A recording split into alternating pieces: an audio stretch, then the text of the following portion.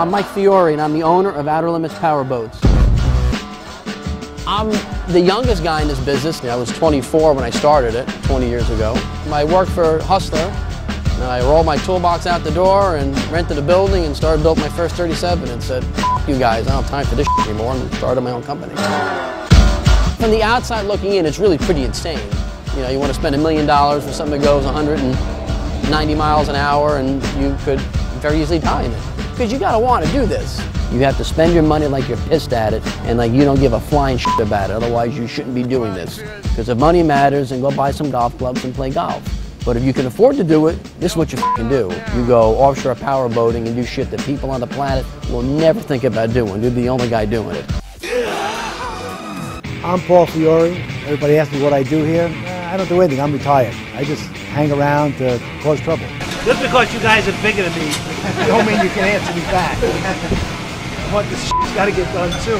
I guess I started the whole business, not this one that preceded this. So my dad, Paul, it's really, at the end of the day, we can blame him partially for being in the boat business.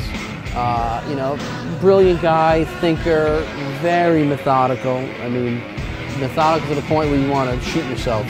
When I was making change, I did that 38. I made like 40 some odd bottle designs. Every single one was tested. I got log books with everything I did. What happened, how fast he ran. But that's just Paul, it's the way he is. Sometimes I don't agree with Mike, sometimes we do, but you never know. He'll research and think about something to death. That's pretty much it. And he's much more patient than I am and more sympathetic to people. I mean, I am, I just don't have a lot of time for bullshit. You got a company to run and boats to build.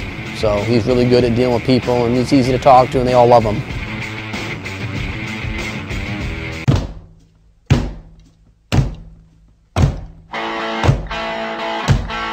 So Steve Curtis, a very important, part of our team. It's actually Sir Steve Curtis. He was actually knighted by the Queen. Sir Steve Curtis, yes. Steve and Mike just have a real compatible background. On my sort of storyline, I guess, is very similar to Paul and Mark. I used to come with my dad. I used to work at the workshops and being a kid, polish boats and stuff like that. So I'm certainly a second-generation boat racer.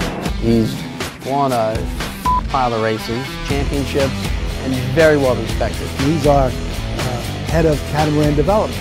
Steve has more catamaran experience than anybody on the planet. We've always gone on real well together, so about a year ago, Mike said, look, he's really getting into cats, and would I come along and see if I could help a little bit? He's a shitload of fun.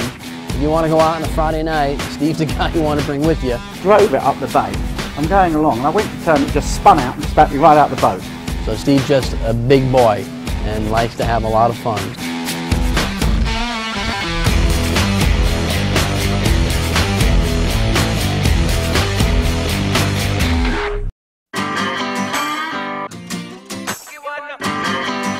Poker Run, for lack of a better term, is a big dick contest. That's where everyone shows up with their big shiny offshore performance boat, and they go fast and they drink and do all kinds of crazy, stupid shit. It's also a reason why some of these guys do this. I mean, they'll go to Poker Run so they can play and do stupid shit that they couldn't do at home. He's spending his $1 million to do that, so hey, we're happy he's doing it. You can ride in the other crap cans and the mediocre stuff, but if you want to run with the big boys, you come here and you see me and you buy an Outer Limits.